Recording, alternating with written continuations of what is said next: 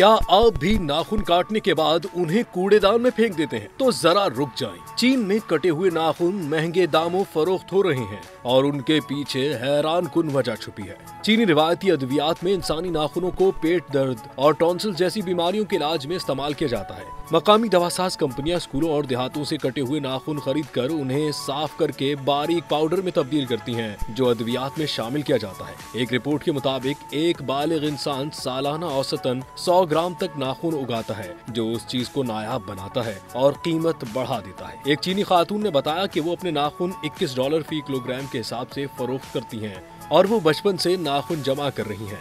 ये रुझान 1960 के बाद कम हुआ था, लेकिन अब दोबारा जोर पकड़ रहा है। याद रहे, सिर्फ हाथों के नाखून काबिल कबूल होते हैं, पाँव के नहीं, और सफाई के बाद ही उन्हें इस्तेमाल में लाया जाता है।